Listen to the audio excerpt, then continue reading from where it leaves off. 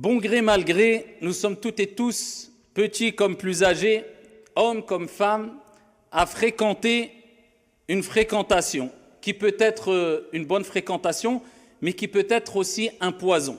Cette fréquentation est avec nous, de jour comme de nuit, petit comme grand. Tout le monde en général à notre époque, au XXIe siècle, fréquentons cette fréquentation. Je ne parle pas d'une personne, mais je parle de nos smartphones. Alors, nos smartphones aujourd'hui sont un outil qu'on peut utiliser à bon escient, il y a du bien, mais ça peut être aussi un ennemi de l'intérieur qui détruit de manière subtile, de manière vicieuse, étape par étape, graduellement, l'intellect, le cerveau, la foi, la bonne conscience, la bonne moralité de la personne qui fréquente cette fréquentation, à savoir le smartphone. Ça peut être dans certains cas un ennemi de l'intérieur. Et c'est pour cela qu'il est important de prendre conscience de cela. C'est une sorte, si on donne une autre image, de virus, ou pour être plus précis, dans certains cas, ça peut être une sorte de virus. Certains peuvent être asymptomatiques, d'autres peuvent être immunisés, Dieu merci, mais beaucoup tomberont malades, seront touchés par une certaine maladie du cœur, de l'âme, etc. Et d'autres succomberont. Donc c'est une image, une façon de parler. C'est-à-dire ils succomberont, ils se feront avoir, ils ne tiendront pas. Ce virus-là prendra le dessus et ils tomberont dans des grands péchés, dans une perte d'éthique, etc. Et ça peut aller très loin. Pourquoi ? Parce que quelque part, le monde est dans nos smartphones. Le monde est entre nos mains. Et en plus de cela, aujourd'hui, vous savez très bien que quand on dit le monde est entre nos mains, ce n'est pas qu'entre nos mains, nous, adultes. Vous vous souvenez, pour ceux qui sont de la même génération que moi, à quelle époque on a connu les premiers téléphones portables, je ne dis pas les smartphones avec l'accès à Internet, avec les applications, avec le monde qui s'ouvre à nous en 2-3 clics. Non, je parle simplement des téléphones portables. C'était, je pense, j'avais 18 ans, 19 ans, ça commençait quand on avait juste simplement l'opportunité ou l'occasion d'avoir un téléphone portable qui fait une petite photo ou quelques photos, eh bien, de qualité très médiocre, on était... Mais maintenant, aujourd'hui, à 9 ans, donne le téléphone au petit de 9 ans, 8 ans, pour pas dire 5 ans, alors qu'on sait que même à 5 ans. Et tu verras que certains manient mieux le téléphone, le smartphone, les applications que toi qui as 30 ou 40 ans. C'est vrai ou pas ? Et c'est pour cela que cette banalisation de l'utilisation de cet outil, à force de le voir entre les mains, à force de le mettre entre les mains de nos enfants, nous fait perdre quelquefois une certaine lucidité et nous fait oublier que ça peut être un ennemi de l'intérieur, un virus, un poison. Te dis pas, et attention, je m'adresse ici aux jeunes, aux enfants, aux adultes, aux vieux, à tout le monde, à moi le premier.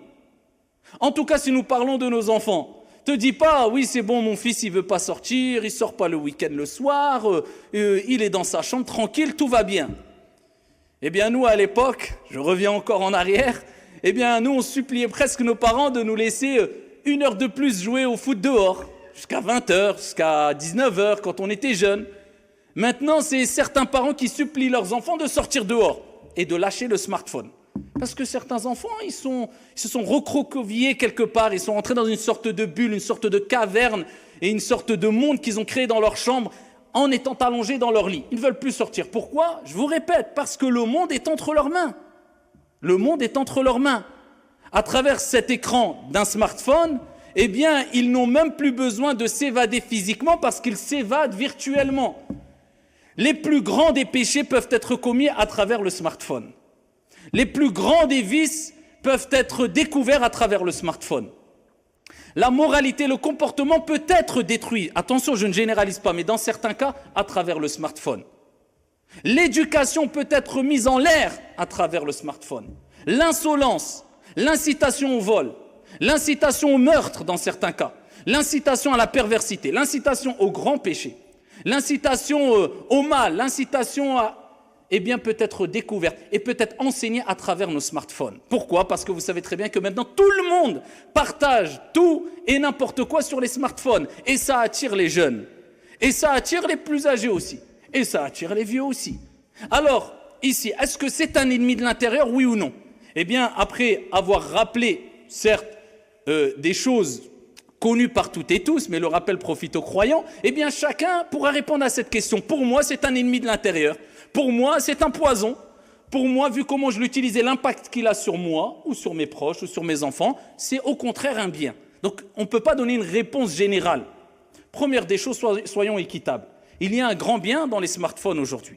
Parmi ce grand bien qu'on peut retrouver, eh bien, c'est ici le rapprochement, même s'il est virtuel, mais entre les membres de la famille. Et vous savez très bien qu'entendre, ce n'est pas comme voir. Et aujourd'hui, même si nos parents, nos grands-parents, nos proches, nos enfants, nos amis, etc., sont loin à des milliers de kilomètres, à travers le smartphone, à travers certaines applications, WhatsApp, etc., eh bien, à travers le visio, non seulement on peut communiquer, mais en plus on peut les voir. Tu vois tes parents qui sont à 5000 kilomètres, tous les jours, chaque jour, de manière facile. C'est un bienfait. C'est un grand bienfait, alhamdoulilah, et profite de cela. Le fait de faire des recherches de manière très rapide, le fait de pouvoir organiser un voyage, le fait de pouvoir... Il y a beaucoup de biens dans le smartphone, dans les applications, sur le net. Mais est-ce que le bien est plus grand que le mal? Et honnêtement, entre nous, c'est un peu une drogue maintenant. Je parle pour moi le premier. Moi, je suis scotché au téléphone. Après, ça dépend ce qu'on en fait. Mais c'est un peu une drogue. Qui d'entre nous arriverait à se passer de son smartphone pendant une semaine? Mais aucun accès Internet, application, allez, 2 jours, une journée, 2 heures. Vous voyez que c'est un peu une drogue, c'est-à-dire on a une dépendance. Et il y a des années, on ne vivait pas bien sans les smartphones, sans les téléphones. Même maintenant, on se dit comment on faisait avant. En fait, l'être humain s'habitue à toutes les situations. Si tu lui donnes... eh bien, il va prendre l'habitude de la chose que tu lui as donnée. Il ne pourra plus s'en passer. Mais s'il n'a pas découvert cette chose-là, il peut s'en passer. Donc, il ne faut pas se dire c'est indispensable. Non, c'est simplement nous qui avons fait de cet outil-là une chose indispensable parce qu'on en a eu, ici, on a une accessibilité facile et on s'est habitué, tout simplement. Mais est-ce qu'il y a plus de bien que de mal? Ça se discute. Mais honnêtement, ça c'est mon point de vue personnel, je pense que de manière générale, quand on voit les dégâts que ça crée, je ne parle pas du téléphone, je parle de l'accessibilité à beaucoup d'applications, au net, au smartphone, etc. De manière générale, pour moi, mon humble avis, il y a beaucoup plus de mal que de bien. Parmi les choses mauvaises, parlons concret, la perte de temps. Alors si, vous savez qu'il y a des applications sur les smartphones, tout le monde l'a, peu importe, tu es Android ou iPhone, on n'est pas en train de faire la pub pour Android ou iPhone ou Apple ou iOS ou... Ici, vous savez très bien que vous pouvez voir combien de temps vous passez sur votre smartphone chaque jour. Faites le test ce soir. D'accord? Prenez une journée de 24 heures. Et sachez qu'après, posez-vous la question.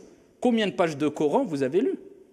Combien de pages de livres, même pour enrichir sa culture générale, ou bien sur la religion haute, vous avez lu? Vous savez qu'en lisant une page de Coran, si on prend une moyenne, le prophète alayhi salatu wassalam a dit, une lettre, c'est 10 bonnes actions, 10 hasanat. D'accord, 10 bonnes actions. Si on multiplie par, il y a à peu près, grosso modo, 40 lettres à 50 lettres par ayah, par ligne, on va dire, non pas par ayah, par ligne. Si on multiplie par 15 lignes, on est à peu près à une lecture d'une page, plus de 6000 hasanat, 6000 bonnes actions. Tout en sachant que Allah subhanahu wa ta'ala nous dit « Innal hasanat », les bonnes actions font dissiper les mauvaises actions. Donc tu as plus de 6000 péchés, 6000 mauvaises actions d'effacer. Et en plus, on sait très bien que la lecture du Coran, c'est un moyen par lequel Allah nettoie les cœurs. Allah élève l'âme et augmente la foi. Et c'est un des meilleurs actes d'adoration et les plus aimés auprès d'Allah. Et au jour de la résurrection, on te dira « Iqra, lis et monte les degrés du paradis ». Donc, les bienfaits qu'il y a dans la lecture du Coran, on peut pas, il nous faudrait plus d'1 heure pour les citer. Ça, c'est en lisant une page qui prend à peu près 10 minutes. Regarde, compare tout ce bienfait que tu as laissé passer avec combien de temps tu es resté sur ton smartphone, et particulièrement les jeunes. Scotché au smartphone, et j'en passe. Je ne parle pas que d'une ou 2 applications, mais maintenant, ça y est, c'est la concurrence des applications, où tout va vite. Entre Snapchat, TikTok, Instagram et compagnie, la problématique est où? C'est un bouffe-temps. Et c'est quelquefois un bouffe-cerveau. Pourquoi? Parce qu'on a détruit le temps à travers certaines applications. Enfin, ça a été voulu aussi TikTok qui renvoie vers le son tic-tac, c'est les fondateurs qui le disent, pour rappeler l'importance de tic-tac, le bruit, de quoi? De l'aiguille d'une montre. La moindre minute, il faut l'exploiter. La moindre seconde, il faut l'exploiter. Mais l'exploiter dans quoi? à regarder tout et n'importe quoi et ça s'enchaîne. Et vous avez vu les applications aujourd'hui, pourquoi ça fait perdre le temps et tuer le temps? Parce que ça va vite et tu ne te lasses pas, parce que c'est des choses nouvelles. Mais le problème, c'est que non seulement ça te fait perdre du temps, mais ça te fait perdre, et ça c'est, je pense, encore plus grave que la perte de temps, ça te fait perdre ta concentration. Comment veux-tu, billahi alayk, te concentrer pour lire une page de Coran où il faut aller doucement, où il faut se concentrer pendant 10 minutes, alors que tu as l'habitude de voir 50 vidéos défiler comme ça sur TikTok ou sur Insta ou je ne sais quoi? Ton cerveau, c'est comme un muscle. Soit tu le renforces ou soit tu l'affaiblis. Et à force d'avoir cette paresse intellectuelle à travers certaines applications comme TikTok et autres, et voir défiler des dizaines, voire des centaines de vidéos qui sont différentes les unes des autres, dans un temps très court, eh bien tu affaiblis ce muscle, tu affaiblis ton cerveau, et quand tu veux que ton cerveau se concentre sur la lecture d'une page ou autre, il ne peut pas, il ne tient pas. Et là, on est en train de tuer nos concentrations, et particulièrement la concentration de nos jeunes. Ils n'arriveront plus à lire le Coran, ils n'arriveront plus à lire des livres de manière générale, à se concentrer à l'école, ils n'arriveront plus à écouter un cours ne serait-ce que 30 minutes ou là 40 minutes. C'est pour cela que même pour les rappels religieux, eh bien comme on le dit souvent, nous à une époque c'était des cours, des conférences d'1 heure, des séminaires de 5 heures, 7 heures, et c'était pendant des jours, et c'était... Maintenant, si tu dépasses 3 minutes, le jeune ne regarde pas. Eux, ils aiment maintenant que ce qui va très vite, et surtout pour se donner bonne conscience aussi quelquefois. Ah, mais je suis sur TikTok et autres, mais j'écoute des rappels religieux. Il a vu 30 secondes. D'accord, mais avant et après le rappel religieux, tu as vu combien d'heures de façade et de je ne sais quoi? Ça passe de une voiture à une course, à un vol, à une insulte, à un manque d'éthique, à des images hadith wala haraj. Je passe les détails et ça va vite. Et même, et quelquefois se glisse à une récitation du Coran. On se donne bonne conscience. Et wallahi que ça peut être un poison. Et ça peut être un ennemi de l'intérieur qui détruit notre foi. C'est pour ça qu'il faut prendre conscience que le smartphone aujourd'hui, si on ne lui met pas un cadre, si on ne se contrôle pas, si on n'arrive pas à le dompter, si on n'arrive pas à s'imposer une éthique, si on n'arrive pas à se mettre ici des règles strictes, j'ai pas besoin de cette application, je ne vais pas la télécharger, la laisser et laisser la tentation en face de moi tous les jours. Hop, je la supprime, je n'ai pas besoin de cette application. Alhamdoulilah, ça va changer quoi à ta vie? Ça va changer quoi à ta life, s'il te plaît? Tu crois que ça va changer quoi à ta vie si tu n'as pas TikTok ou Insta ou tu vas quoi? Tu auras perdu quelque chose de... Rendez-vous dans 2 ans avec ceux qui ont eu l'application, pose-toi avec lui, dis-lui qu'est-ce que tu as appris dans la vie? Qu'est-ce que tu as appris comme expérience? Qu'est-ce que tu as appris, même pour les choses de la vie d'ici-bas, même pour le business, allez, pour du commerce et autres? La plupart, ils n'ont rien appris, ni pour la vie d'ici-bas, ni pour le delà. Donc en fait, t'inquiète pas, tu perdras rien. Tu ne seras pas déconnecté. Moi, je connais des personnes qui sont des jeunes, 30 ans, 20 ans, 40 ans.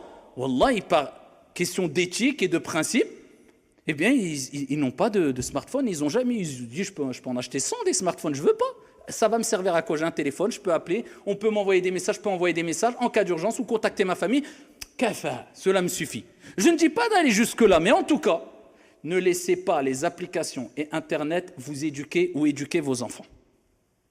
C'est une responsabilité qu'on a toutes et tous.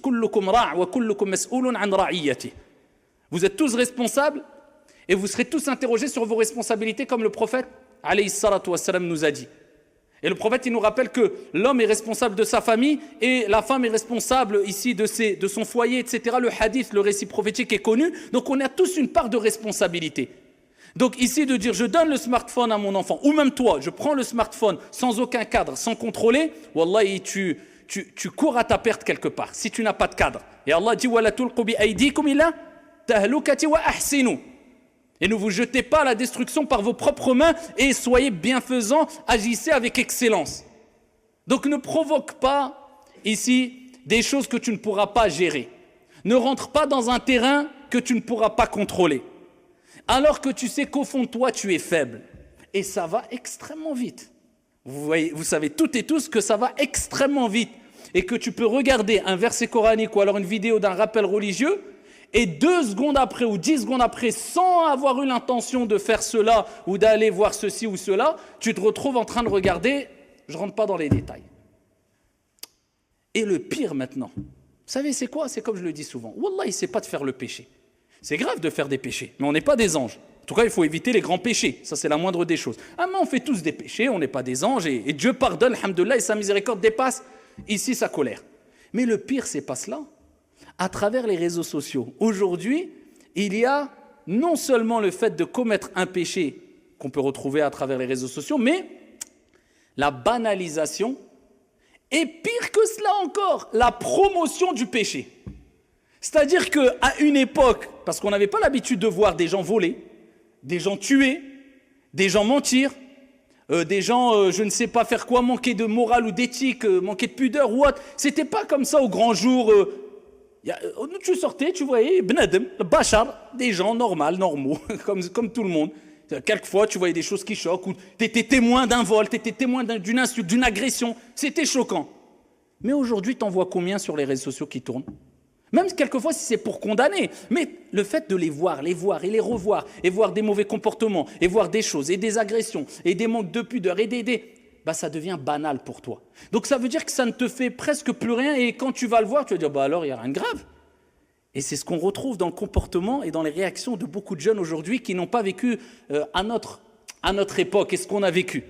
Et pire que cela, maintenant, non seulement c'est pas grave, mais certains en font la promotion et quelquefois au nom de la religion, comme on l'a déjà cité plusieurs fois.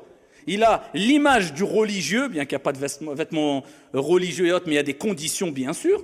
Mais il donne l'image du religieux, 2-3 rappels, et à côté des 2-3 rappels, eh bien, il fait le façade où il a un comportement, mais rien à voir avec l'éthique du croyant ou du religieux.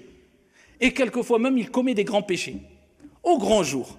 Et ça, c'est extrêmement grave, alors que le prophète alayhi salatu wassalam nous dit quoi? Kullu ummati mu'afa, toute ma communauté sera pardonnée, sauf al-mujahirin. Illa al-mujahirin. Ils ont dit, c'est qui ils sont?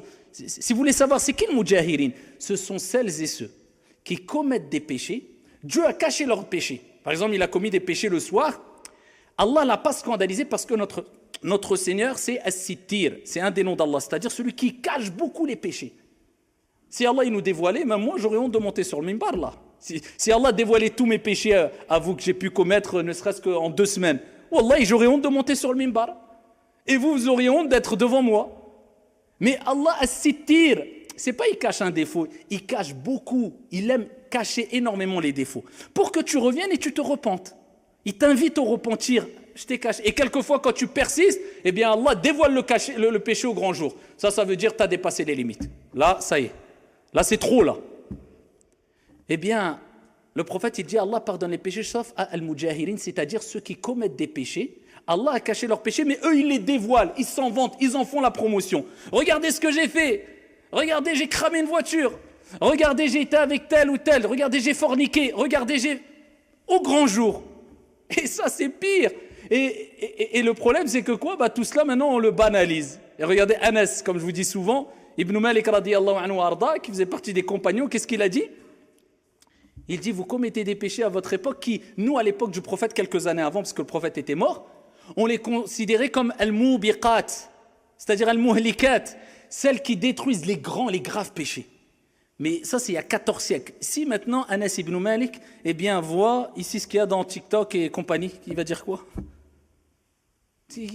Regardez dans quel... Pour nous, en fait, la norme, c'est devenu ce qu'on voit tous les jours. Mais non, mais la norme, il faut revenir en tant que musulman à nos textes déjà, et en tant que concitoyen, en tant qu'être humain tout simplement, faut revenir à ce qui relève de la bonne éthique, de la bonne moralité. Et vous savez que ce qui est chouma, ce qui est honteux quelquefois, il n'y a pas besoin de texte ou autre, c'est connu par toutes et tous, croyants ou non croyants, musulmans ou non musulmans. Mais maintenant, il n'y a plus de hib. Illa man rahim Allah. Et au-delà de ça, qu'est-ce qu'on trouve encore? Pour ça, je vous dis, chacun va répondre à la question, est-ce que c'est un ennemi de l'intérieur ou pas? Ça dépend, il y a des gens, ils vont dire, moi écoute, j'ai Internet, j'ai un smartphone, j'ai pas d'application, j'ai des applications, mais je contrôle tout à fait, ça fait 2 ans, ça fait 3 ans, aucun problème. Rien à dire. Alhamdulillah. Moi, je parle de ceux qui sont noyés dans les grands péchés à travers leur smartphone tous les jours. Et oh, combien ils sont. Oh, combien ils sont. Oh, combien ils sont. Et qu'est-ce qu'on retrouve aussi? Eh bien, la banalisation de la médisance. Vous savez qu'à l'époque, la médisance se faisait surtout avec la langue. tu médites, tu dis un mensonge, tu touches à l'honneur de ton frère. Vous savez que le prophète, quand il a fait l'Isra wal Mi'raj, l'ascension nocturne, et il était avec l'ange Gabriel, Jibril alayhi salam, et il a croisé des gens qui se griffaient le visage. Eh bien, le prophète a dit, Ya Jibril, oh Gabriel, qui sont ces gens-là qui souffrent? Et il dit quoi, Jibril? Ce sont celles et ceux qui portaient atteinte à l'honneur de leurs frères et sœurs. Et le prophète, il les a vus avec l'ange Gabriel, ils se griffaient le visage. Ils souffraient. Parce que quoi? Ils montaient sur un tel ou tel. Ça, c'était à l'époque où même... déjà, tous ces textes, ils étaient transmis à l'époque où, même quand une médisance, elle était lancée, au pire, elle tournait dans l'endroit, un périmètre de 10 kilomètres maximum peut-être, ou quelques centaines de mètres. Maintenant, aujourd'hui, une médisance, une calomnie, c'est le monde qui le voit. Comment tu vas rattraper cela? Et peut-être ton message ou ta vidéo, elle va continuer à tourner après ta mort, et le monde va continuer à voir cela. Et toi, c'est pas grave, il n'y a pas de problème. Alors que Allah subhanahu wa ta'ala dit dans le Coran, يَوْمَ تَشْهَدُ عَلَيْهِمْ أَلْسِنَتُهُمْ وَأَيْدِيهِمْ وَأَرْجُلُهُمْ بِمَا كَانُوا يَعْمَلُونَ. Le jour où quoi? Où leur langue, leurs doigts aussi, et leurs pieds témoignera sur ce qu'ils faisaient. Tes doigts vont parler et vont témoigner. Donc quand tu tapes dans le clavier, fais attention à jouer aux grands politologues, aux grands religieux, aux grands scientifiques, alors que toi, tu n'arrives même pas à te contrôler et à éduquer ton âme pour faire salat al-fajr, et peut-être tu critiques des prêcheurs, ou tu critiques des savants, ou moi j'aurais dit ça, ou la géopolitique, ou pourquoi tel gouverneur il est vendu, ou pourquoi ceci, cela, alors que toi, peut-être si tu as un emploi où tu touches 5 000 € par mois, tu vas oublier toi, ta famille et ta religion. Al-fitna, c'est dur. Quand Allah il éprouve quelqu'un, c'est dur. Occupe-toi de toi. C'est déjà très bien et énorme. Allah dit dans le Coran, Qu anfusakum wa ahlikum nara. Préservez vos personnes et vos familles du feu. Occupe-toi de toi, de ta famille, de ton entourage, et fais ce qui est sûr, ce qui ne t'apportera pas de dégâts collatéraux. Et c'est pour cela que je vous dis que le smartphone peut être un poison et un ennemi de l'intérieur pour les adultes, les vieux, les femmes, les hommes, mais pas aussi pour les enfants, pour tout le monde. Personne n'est à l'abri.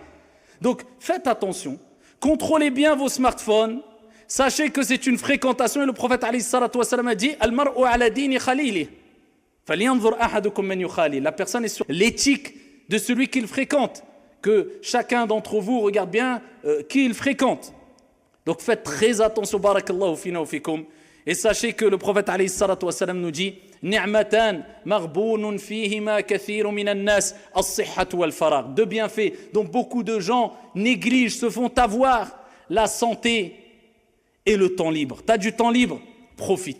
Fais de cela une utilisation comme du sel dans un plat, de certaines applications et tout, de temps en temps, avec un cadre. Mais ne fais pas de cette application ou de ton smartphone le plat principal.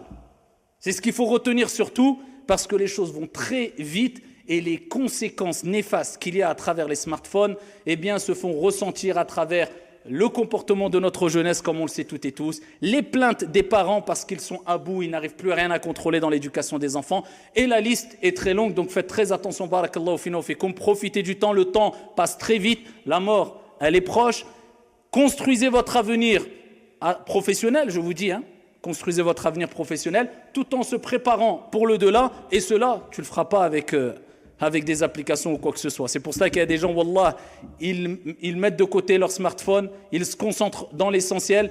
Tu reviens le voir 2 ans après, que ce soit dans la religion ou dans la dunya, il a évolué, Allahumma barik, il a une maturité. Quelquefois, il a 16-17 ans, il parle avec toi, on dirait il a 40 ans.